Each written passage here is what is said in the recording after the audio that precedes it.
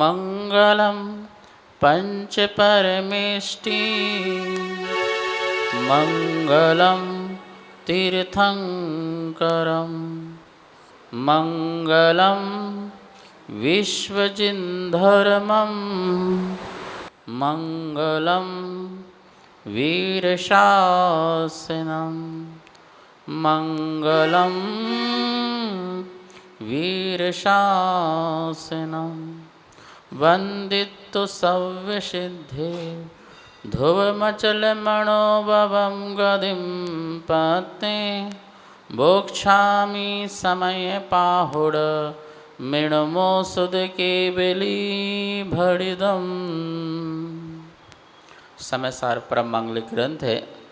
आचार्य भगवान कुंदकुंद स्वामी द्वारा ईसा पूर्व प्रथम शताब्दी में इसे लिखा गया है। भगवान महावीर स्वामी की वाणी को प्राकृत भाषा में प्रस्तुत किया गया है। 415 इसमें कुल गाथाएं हैं। शैली जो है आध्यात्मिक है। आत्मा कैसे परमात्मा बने, इसके लिए यह ग्रंथ है और सभी महानुभावों को श्री गुरु मुख से यह सुनना चाहिए, जिससे हमें समझ में आए अपना स्वरूप। यहाँ पर किस प्रकार से भगवान की भक्ति की जाती है उसका प्रसंग यहाँ चल रहा है। कल 31 नंबर की गाथा में देखा था कि हम जो हैं केवली भगवान की कैसे स्तुति करें, अरहंत भगवान की आचार्य उपाध्याय साधु की स्तुति कैसे करें। अभी हम जो स्तुति करते हैं वो व्यवहार से करते हैं, पर निश्चय स्तुति कैसे है। व्यवहार से तो हम रूप की करते हैं, उनके बाह्य वैभव की करते हैं, उससे हम प्रभावित होकर के हम भक्ति करते हैं, लेकिन वो भक्ति जो है निश्चय भक्ति नहीं है। निश्चय भक्ति क्या है? तो 31 नंबर की गाथा में कल कहा था, जो इंद्रिय जनिता नान सहावाधियम मुणदियादम तम खलु जिदेन्द्रियम ते भड़ंति जीर्णिच्छया साहू। जे इंद्रिय जनिता, जिन्होंने इंद्रियों को जीता है। किसको जीता है? दुश्मनों को नहीं जीता, दुनिया को नहीं जीता, अपने घर में अपना क्रोध दिखा करके लोगों को नहीं जीता, अपना पावर दिखा करके नहीं जीता। किसको जीता है? अपने को जीता है। विश्व विजेता नहीं बनना है, आत्म विजेता बनना है। जो आत्म विजेता है वही विश्व विजेता है। जो आत्म विजेता नहीं है वो विश्व विजेता कभी कहला नहीं सकता है। भगवान ने अपने आप को जीता तो 3 लोक के नाथ हो गए। 3 लोक के नाथ हो गए। सभी बड़े बड़े योद्धा, महायोद्धा, मंडलेश्वर, महामंडलेश्वर, चक्रवर्ती, इंद्र, सुरेंद्र, ये सब आकर के चरणों में झुक गए। जितने पावरफुल लोग थे वो सभी आकर के झुक गए। 7 इंद्र होते हैं ना, 100 इंद्र होते हैं। सारे के सारे 100 इंद्र आकर के जिनके चरणों में झुक जाते हैं, सोचिए वो कितना पावरफुल होगा। और झुके हैं, झुकाए नहीं गए। आप अपने जैसे बच्चे को जबरदस्ती झुकाते हो, गर्दन पकड़ के नमस्तु करो, ढोक लगाओ, ढोक लगाओ और ढोक लगाओ, ऐसे करते हो ना, तो वो बोलता है ठीक है, ये इनका रोज़ का धंधा है, अब बोलें तो पहले ही कर लो वरना गर्दन फिर पकड़ेंगे। तो वो क्या करता है, आपने बोला और उसने तुरंत ठीक है, खुश, हैप्पी, ठीक है, तो हमारा काम हो गया। तुमने झुकाया है, वो मन से नहीं झुके, मन से नहीं झुके, भावनाओं से नहीं झुके। लेकिन जो 7 इंद्र हैं, 100 इंद्र हैं, वो भावनाओं से झुके। उन्हें स्वीकार किया है कि आप आत्म विजेता हैं, सच्चे विजेता हैं। आपने उनको जीता है जिसको आज तक किसी ने नहीं जीता है। जिसके बस में सभी लोग रहे, आपने उसको बस में किया है। इसलिए आप जो हैं पूजनीय हैं, इसलिए आप वंदनीय हैं, इसलिए आप आदरणीय हैं। आप गुरुओं को क्यों नमन नमोस्तु करते हो कि हम उसे नहीं जीत पाए जिसे आपने जीता है। इसलिए आपकी साधना को नमस्कार है, आपके संयम को नमस्कार है, आपकी त्याग तपस्या को नमस्कार है। ये भारतीय संस्कृति है, ये श्रमण संस्कृति है, ये जिन संस्कृति है जो चेहरे को नहीं पूछती है, चारित्र को पूछती है। किसको पूछती है? सेठों को नहीं, साधुओं को पूजती है, ठीक है ना, चक्रवर्तियों को नहीं पूजती है। लेकिन इस चक्रवर्ती ने चारित्र धारण कर लिया तो उसको पूजना प्रारंभ कर देती है, ठीक है ना। चरित्र की पूजा है यहाँ पर, चरित्र को नमस्कार है। बंदे तदगुण लब्धे है, आप में जो गुण हैं वो गुण मुझ में प्रकट हो, ऐसे गुणों की वंदना के लिए नमस्कार है। ये निश्चय स्तुति बताई जा रही है। हम बाह्य वैभव की स्तुति करते आते हैं नज़र, लेकिन वो बाह्य स्तुति जो है एक पक्ष मात्र से देखा जाए तो वो भी मिथ्या स्तुति हो जाएगी। लक्ष्य को साध कर के किया जाए तो उसे कथनचित व्यवहार स्तुति को मान्य है। जैसे हम कहें कि सब आप की कृपा से सब काम हो रहा है, यदि इसे सर्वथा मान लिया जाए तो मिथ्या हो जाएगी। सर्वथा मान लिया जाए तो मिथ्या हो जाएगी। भगवान कर्तावादी हो जाएंगे, कर्तावादी हो जाएंगे, संसार के कर्तावादी हो जाएंगे। सब आपकी कृपा से हो रहा है, तो फिर आपकी कृपा से क्या हो रहा है? फिर स्वयं की कृपा से क्या हो रहा है? आप तो पुरुषार्थहीन हो गए, आपका तो अपना कोई उसमें उपयोग लगा ही नहीं, आपकी कोई उपादान शक्ति उसमें जागृत हुई ही नहीं है, और आपने अपनी डोर किसी और पर थमा दी, ऐसा लग रहा है। लेकिन व्यवहार से कहा जाए तो कोई दिक्कत नहीं है कि हे प्रभु, आपके निमित्त से हमारे भाव उज्जवल होते हैं, हमारे परिणाम उज्जवल होते हैं, हमारी पर्याय धन होती है। यहाँ हॉल में हम क्यों बैठे हैं? किसके निमित्त से बैठे हैं? भगवान और गुरु ना हो तो यहाँ तो खाली रहे, झाड़ू लगाने वाला भी ना हो, ठीक है ना। लेकिन प्रभु आप यहाँ विराजमान हैं, हे गुरुदेव आप यहाँ विराजमान हैं, तो आपके निमित्त से उतने देर के लिए हमने अपने परिवार से मोह त्यागा, अपने घर से मोह त्यागा, अपने बच्चों से मोह त्यागा, अपने सुख साधन से मोह त्याग करके, राख त्याग करके आपके चरणों में बैठे हैं। तो किसके निमित्त से बैठे हैं? बोलो। प्रभु देव शास्त्र गुरु के निमित्त से बैठे हुए हैं। इसलिए इनके निमित्त से, आपके निमित्त से हमारे शुभ बंध हुआ, शुभ भाव हुए, शुभ परिणाम हुए, पर्याय धन हुई, हमारे लिए पुण्य का बंध हुआ। और उस पुण्य के बंध से, उसके उदय से, फिर उसके उदय के प्रभाव से मेरे सुख साधन बढ़ रहे हैं और मुझे सुख सुविधा मिल रही है। लोग मेरा मान सम्मान कर रहे हैं, लोग मुझे इज्जत दे रहे हैं। तो ये सब किसकी कृपा हुई फिर? बोलो। तो व्यवहार से किसकी कृपा हुई? आप ना होते ना ऐसा बंध बनता और ना ऐसा सम्मान मिलता, लेकिन आपके निमित्त से मुझे मिला है। किससे निमित्त से मिला? इसलिए निमित्त की दृष्टि से हमने ये भजन मनाया कि सब आपकी कृपा से। लेकिन एक पक्ष से नहीं स्वीकार करना। यदि एक पक्ष से स्वीकार कर लिया कि सब आपकी ही कृपा से है, तो बस वहीं पर हम एकांती हो जाएंगे, हम वहीं पर मिथ्या दृष्टि हो जाएंगे, हम पर अनंत काल भी पूजा करते रहेंगे। हमारी धारणा ये बनी रही तो कभी मोक्ष नहीं होगा। अपनी भी वहाँ पे महिमा गाओ, अपनी भी महिमा गाओ कि हमने अपने निज शक्ति से, अपने निज परिणाम से, हे प्रभु हमने आपकी स्तुति की, अपनी आत्म साधना की, तो ऐसा आपका भी उसमें श्रेय है, आपका भी श्रेय है, आपका पुरुषार्थ है ना। यदि आपने पुरुषार्थ नहीं किया होता तो आप यहाँ क्यों आते? कौन छोड़ना चाहता है सुबह सुबह की प्यारी प्यारी नींद? रात भर तो आती ही नहीं है। कहाँ आती? रात भर तो वो करवटें बदलते रहे है, और रात सुबह सुबह इतनी प्यारी नींद होती है, लेकिन उस नींद को भी छोड़ कर के, अभी मैंने पता किया यहाँ पर लोग सामग्री अपने हाथ से बनाते हैं। कितनी अच्छी बात है, बढ़िया बात है। कोई 4 बजे आ रहा है, कोई 3 बजे उठ के आ जाता है, कोई 5 बजे आ रहा है, अपने हाथ से जल का छानना करते हैं और सामग्री बीनते हैं, देखते हैं, लगाते हैं। ये कितने निर्मल परिणाम हैं। आप तो बने बनाए मिल गए, बने बनाए बना के दे रहे हैं, तब भी कुछ लोगों को वो भी उसका उपयोग करना नहीं आ रहा है, ठीक है ना। कितनी भक्ति भाव से आकर के स्वयं तैयार कर रहे हैं, बना रहे हैं, कितने परिणाम उज्जवल हो रहे हैं। ये आपका पुरुषार्थ है कि नहीं? आपने क्या छोड़ा? आपने जितनी देर मंदिर में आकर के बैठे, आपने बहुत सारा मोह छोड़ा है, तब जाके बैठे हो। बहुत ज़्यादा राग था घर से, उसको छोड़ा है तब यहाँ पर बैठे हो।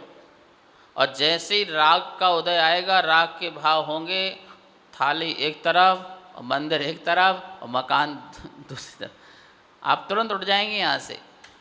अभी एक कॉल आ जाए, जल्दी आओ, कहाँ हो, क्या हो गया, बस जल्दी आओ,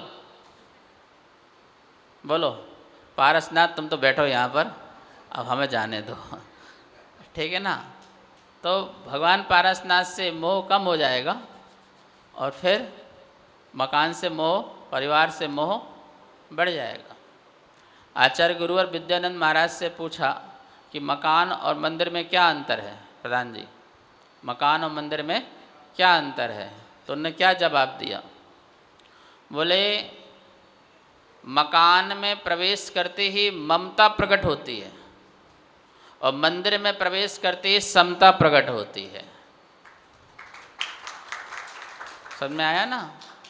ये मेरा मकान, ये मेरे लोग, मेरे बच्चे, मेरा पैसा, मेरा धन, मेरा वैभव, मेरा आभूषण, मेरा ये, मेरा वो, क्या क्या प्रकट होता है? सारा संसार प्रकट होता है। ममता ही ममता प्रकट होती है। लेकिन जैसे ही मंदिर की चौखट में हमने पैर रखा, ममता तो गायब, किसी का नाम नहीं है। हाँ, अभी वो जो गई हैं वो जीके से, वो उनका भी नाम ममता है, वो चली गई। तो ममता तो, इनकी समधन भी ममता ही है प्रधान जी की। तो ममता तो गायब और क्या प्रकट हो जाती है? समता प्रकट हो जाती है, सबके प्रति संभाव प्रकट हो जाता है।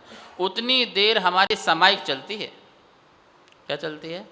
यदि आप मंदिर में प्रवेश करके मौन ले लो तो आपकी सामायिक स्टार्ट हो गई, समझ लो। जैसे मंदिर की चौखट में रखो, जब तक मंदिर के अंदर रहेंगे, मौन रहेंगे, बकवास नहीं करेंगे, फालतू बात नहीं बोलेंगे, बोलेंगे तो पाठ करेंगे, स्वाध्याय करेंगे, भक्तांबर पढ़ेंगे, जो भी पाठ पढ़ना है, जाप करेंगे, स्तुति बोलेंगे। ये सब बोलने को छूट है सामायिक पाठ में, सामायिक में ये सब बोलने के लिए छूट है सामायिक में। लेकिन अदवा तदवा, संसार वर्धक, अल्लम बल्लम, ये सब बोलने को है क्या है? मना है। तो जैसे आप मंदिर में प्रवेश करो, धार्मिक चर्चा ही होगी, धार्मिक चर्या ही होगी, ऐसा नियम ले लो। जब तक मंदिर में हैं तो आपकी उसी समय से सामायिक प्रारंभ हो गई। क्या प्रारंभ हो गई? बोलो, सामायिक प्रारंभ। क्योंकि आप संता में आ गए ना।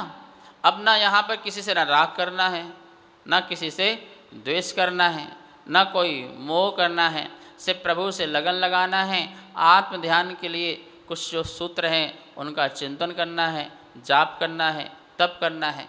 आपने उतनी देर की आपने सामायिक ले ली तो आपका देखो उस समय खाना पीना छूट गया। आप जितनी देर मंदिर में रहे तो आपका भोजन छूटा है कि नहीं छूटा? भोजन संबंधी विकल्प भी समाप्त है, दुकान संबंधी विकल्प भी दूर हैं, परिवार संबंधी सब कुछ दूर हो जाता है। तो उस समय की आपकी सामायिक होती है। वो कहते हैं शास्त्रों में सामायिक मोक्ष अंगे, मोक्ष का अंग है। सामायिक क्या है? मोक्ष का अंग है। बिना सामायिक की किसी को मोक्ष नहीं मिलता है। सामायिक का मतलब है समता भाव। जितनी आप समता रखोगे उतनी आपकी कर्म की निजरा होगी। तो यहाँ सूत्र में कहा गया 31 नंबर सूत्र में, जो इंद्रिय जनिता, जिसने इंद्रियों को जीता है, ज्ञान स्वभाव से पर द्रव्य को भिन्न किया है, ऐसी आत्मा जितेंद्रिय है। क्या है? और ऐसी जितेंद्रिय आत्मा की मैं भक्ति करता हूँ। साधु निश्चय से ऐसी ही आत्मा की भक्ति करते हैं। हम लोग किसकी भक्ति करते हैं? स्वरूप की भक्ति करते हैं। किसकी करते हैं? रूप से स्वरूप की। बोलो। जिसका स्वरूप सही है उसका रूप सही है। जिसका रूप सही मात्र है, स्वरूप सही नहीं है, तो हम उसकी भक्ति नहीं करते। करते हो क्या? मात्र रूप की भक्ति करते हो क्या? नहीं। रूप के साथ साथ आपका स्वरूप, निज रूप है। निज रूप, ये तो पर रूप है। ये जो रूप है वो कैसा है? वो पर रूप है, वो पौद्गलिक रूप है। लेकिन हम उसकी भी पूजा कर लेंगे। किसके कारण? क्योंकि इसके अंदर जो बैठा है पर रूप में बैठा निज रूप है। पर रूप में कौन बैठा है? निज रूप बैठा हुआ है, निज आत्मा बैठी हुई है, सुंदर आत्मा बैठी हुई है, पावन पवित्र आत्मा बैठी हुई है। इसलिए उस आत्मा के दर्शन नहीं हो रहे हमें, आपके रूप से हमें उसकी अभिव्यक्ति हो रही है। होती नहीं होती? आपके अंदर जो चल रहा है वो आपका चेहरा बताता नहीं बताता है। कभी गुस्से में देखना दर्पण में जाके तुम कैसे दिखते हो, और कभी प्रसन्न भाव से देखना तुम कैसे दिखते हो। जब तुम खिलखिलाते हो, मुस्कुराते हो, तुम्हारी अचानक फ़ोटो खिंच जाए वीडियो में, तुम आश्चर्य करोगे ये मैं हूँ? लगता नहीं है मैं हूँ, ठीक है ना। लेकिन जब तुम हमेशा मुंह बना के रहते हो और तुम्हारी फ़ोटो खिंच जाए तो फिर देखना तुम कैसे दिखते हो। क्यों? क्योंकि तुम अंदर से प्रसन्न नहीं हो, अंदर से खुश नहीं हो। अंदर से मुस्कान आएगी तो चेहरे में भी क्या आएगी? मुस्कुराहट आएगी। हे प्रभु, आपका निज भाव इतना सुंदर है, इससे आपकी छवि वीतरागता दिखाई दे रही है। कैसे दिख रही है? छवि वीतरागी, नग्न मुद्रा, दृष्टि नासा, ये सब दिख रहा है क्योंकि आप अंदर से अपने में हैं। इसलिए आपकी छवि भी कैसी है? दिगंबरत दिख रही है, वीतरागी दिख रही है। आपका उठना, आपका बोलना, आपका चलना, हर चीज़ जो है आपके अंदर की अभिव्यक्ति को प्रकट कर रही है। इसलिए हम बाहर की अभिव्यक्ति को भी नमस्कार करते हैं, पर कब करते हैं? जब हमें समझ में आता है कि आप अंदर से भी ऐसी हैं, जैसे आप अंदर हैं वैसी आप बाहर हैं। तो जिनेंद्र भगवान की स्तुति ऐसी की जाती है। तो पहली स्तुति क्या हुई? आप भगवान के पास जाओ, हे प्रभु आप जितेंद्र हैं, आप जिनेंद्र हैं। आप क्या हैं? बोलो जय जिनेंद्र। बोलो, इसका मतलब जय जिनेंद्र। जिनेंद्र, जिन इंद्र, बोलो बोलो, जिन, जिनवर, जिनेंद्र, तीन होते हैं। जिन, जिनवर, जिनेंद्र। जिन कौन है? सम्यक दृष्टि भी जिन है, पता है आपको? एक देश वो भी है। सम्यक दृष्टि से लेकर के 12वें गुण स्थान तक के सभी जीव जिन कहलाते हैं। चौथे गुण स्थान से लेकर के 12वें गुण स्थान तक सब एक देश जिन हैं, क्योंकि सभी जीतने का प्रयास कर रहे हैं। सम्यक दृष्टि भी कर रहा है, अनुवृत्ति भी कर रहा है, महावृत्ति भी कर रहा है, शुद्धोपयोग में है वो भी कर रहे हैं। तो ये सब अपने को जीतने का, इंद्रियों को जीतने का सफल प्रयास कर रहे हैं। इसलिए ये सब एक देश जिन हैं। क्या है? एक देश जिन है। और ये नहीं जिन्होंने केवल ज्ञान प्राप्त कर ले, कोई सामान्य मुनि केवल ज्ञान प्राप्त कर ले, वो जिनवर हो। बाहुबली भगवान क्या है? बोलो, जिन नहीं है, क्या है?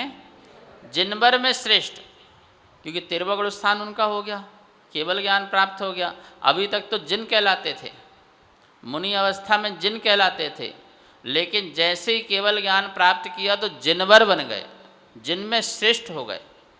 भरत भगवान मुनि बन के केवल ज्ञान प्राप्त कर लिया तो जिनवर हो गए। जिन जिन ने केवल ज्ञान प्राप्त किया, अरहंत अवस्था को धारण किया, वो सब क्या हो गए? बोलो। लेकिन जिनवर से भी श्रेष्ठ कोई यदि है तो वो कौन है? बोलो, है। क्योंकि ऐसे जिनवर भी जिनके समोशरण में बैठे रहते हैं। कितने केवली पंडित जी, कितने केवली समोशरण में, अवधि ज्ञानी, मना पर ज्ञानी और केवल ज्ञानी भी, जिनवर भी कहाँ बैठे रहते हैं? बोलो, किनके समोशरण में? जिनेंद्र के। तीर्थंकर को जिनेंद्र बोलते हैं, ध्यान रखना। किसको बोलते हैं? वो जिनों का भी इंद्र है, जिनवरों का भी इंद्र जो है, महापुण्यशाली तीर्थ प्रवर्तक है ना। वो क्या है? तीर्थ प्रवर्तक है, धर्म प्रवर्तक है। तो धर्म प्रवर्तक, तीर्थ प्रवर्तक तीर्थंकर ही होता है। इसलिए तीर्थंकर को जिनेंद्र कहते हैं। क्या कहते हैं? इसलिए आप तीर्थ प्रवर्तक के शासन में रहते हैं। जैसे हम किसके शासन में हैं? बोलो, महावीर के शासन में हैं। तो महावीर के शासन में हैं तो वो हमारे तीर्थ प्रवर्तक हैं, इसलिए हम उन्हें जिनेंद्र कहते हैं। क्या कहते हैं?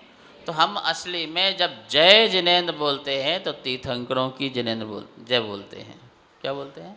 हम महावीर स्वामी के राज में हैं, इसलिए क्या बोलते हैं? जय।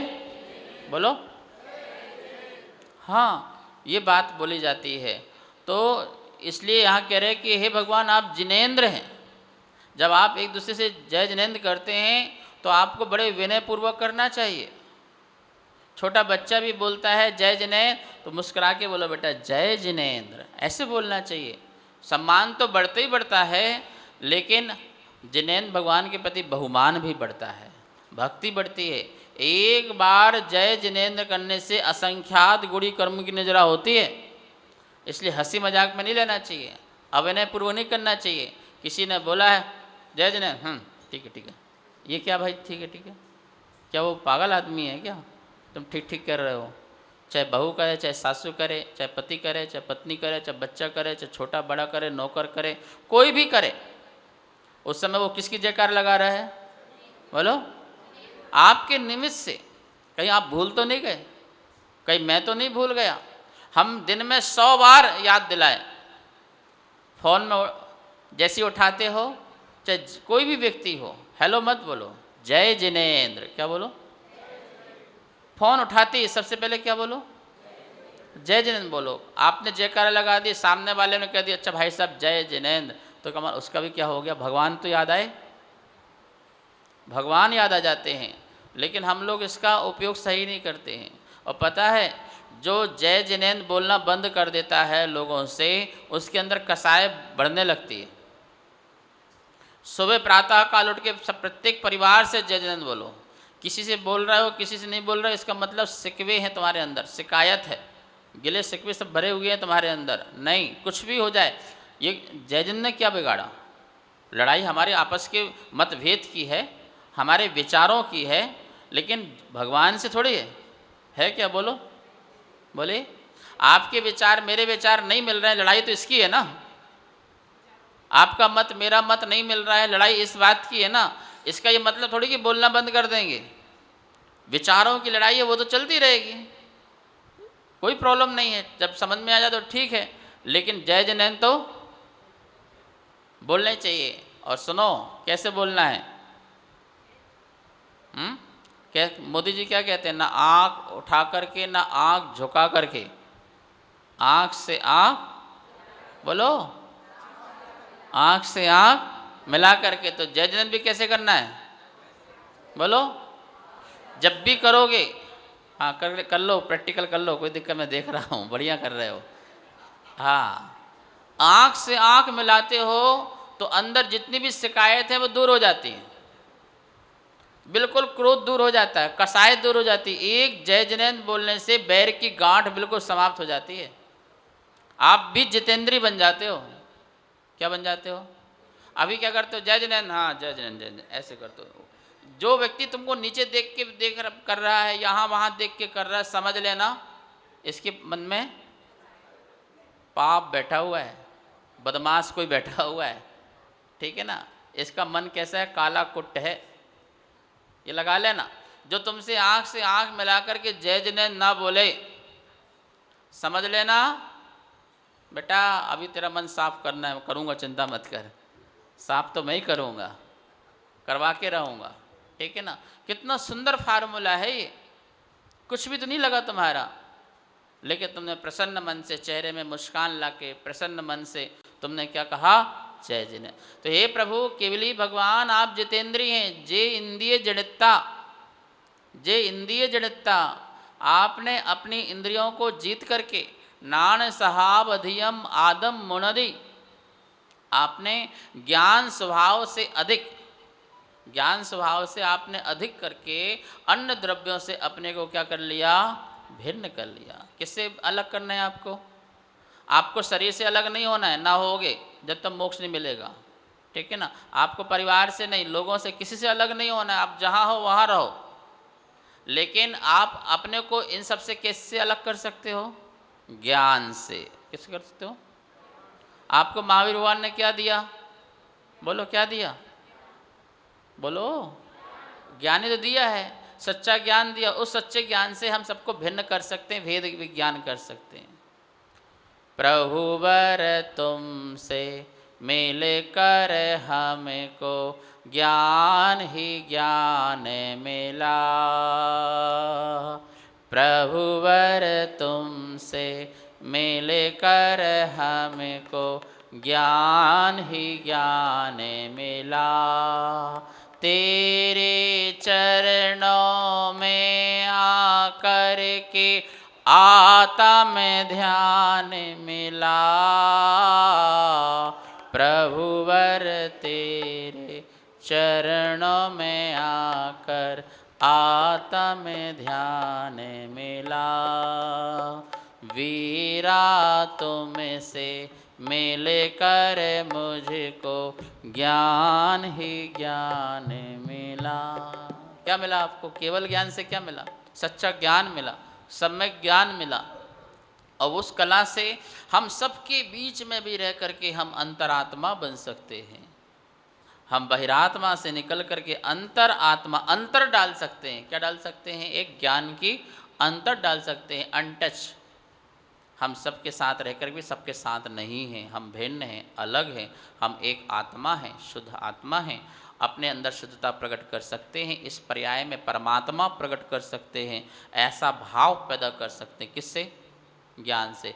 तो ये प्रभु आपने इस प्रकार से प्रकट किया है, इसलिए आप जितेंद्रीय हो। और जितेंद्रीय को मेरा नमन है, मेरा नमोस्तु है, मेरा नमस्कार है। हम कोई स्वर्ण की, चांदी की, धातु की प्रतिमा को नमस्कार नहीं कर रहे हैं। ये तो आपका हमने रूप बनाया है, जैसे आप थे, जिसमें आपकी आत्मा थी। हम तो आपकी शुद्ध आत्मा को, जितेंद्रीय आत्मा को नमन नमोस्तु कर रहे हैं। यदि इस प्रकार के परिणाम भाव लाते हो तो सच्ची आपकी आराधना है, सच्ची आपकी वंदना स्तुति है, वो निश्चय स्तुति है। इसी निश्चय स्थिति से हमारे असंख्यात गुणी कर्म की निजरा होती है, मोक्ष मार्ग प्रकट होता है। शेष विषय कल लेंगे। आज इतना ही। बहुत बहुत मंगल आशीर्वाद। कार्यक्रम पाठशाला के पुण्यार्जक थे श्री दिगंबर जैन मंदिर, लोधी कॉलोनी, दिल्ली।